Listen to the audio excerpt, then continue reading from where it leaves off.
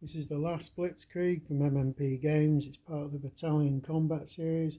Looking at the situation at the end of the first day. One quick point is I've printed off these HQ cards because not only do they make managing your HQs better, but because this map is quite busy in the amount of terrain and stuff like rolling and hills and everything, makes it a lot easier to see where your various units are. Now, the German offensive kicked off down south. They made quite a bit of progress down south, mainly using the rubber boats rules, which allows them to negate the effect of the river.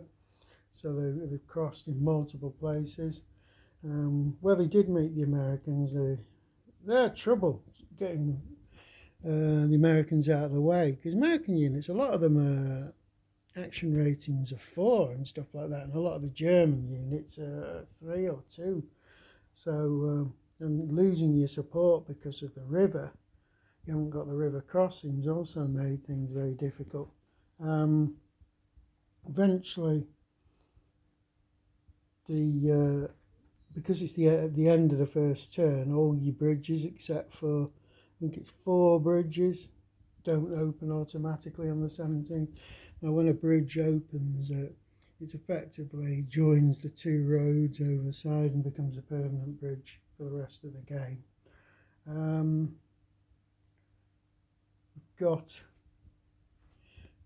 some continuous bits and pieces of a penetration here. There's not a lot you can do really because the terrain's quite difficult.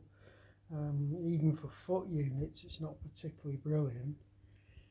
So there's no massive breakthroughs anywhere. The area where the 2nd Panzer was operating, they sort of managed to stop a bridge from being blown there using a Griff unit, and they've sort of cleared the road slightly. This 116th Panzer got its second activation because it was in a used state. Yeah, again, it's difficult to make any progress because you effectively, with mechanized and motorized and armored units, you're pretty much confined to the roads. All right, you can go off into the woods and stuff, but it's like an automatic stop, so it's not very easy to move around.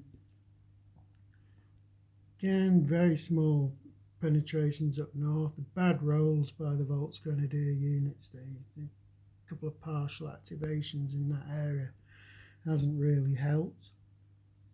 If we go right up to the north, the Panzers were delayed, but Piper and 12th SS managed to get their second activation, whereas the 1st SS failed to do that.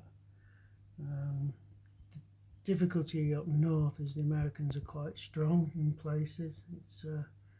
There's not really been much progress beyond a few hexes past the west wall. So it's a different game completely from Valley of Tears, but mainly because of, in fact, particularly on this go, your visibility was limited to 1 hex, whereas Valley of Tears it's permanently 4 hexes.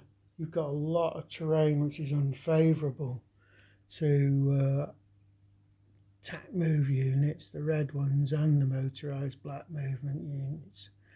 Whereas in Valley of Tears, you had very few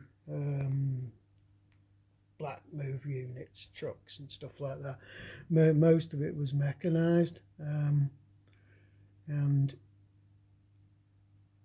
it was a lot easier to move around. Now, I've found that it's because of all this terrain and stuff like that, it's very easy for your armoured units to get blocked from achieving anything by other units getting into the path. You've really got to think about moving units. It requires a lot more brain power to play this particular game compared to Valley of Tears.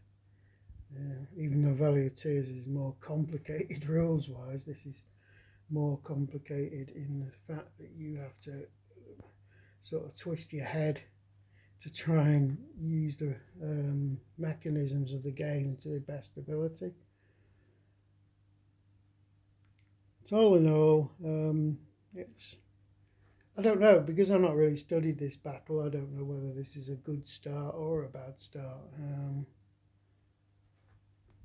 Yeah, we shall see, because the Americans are massively outnumbered and the Germans will start to be able to use their numbers to their advantage a bit more on the second turn.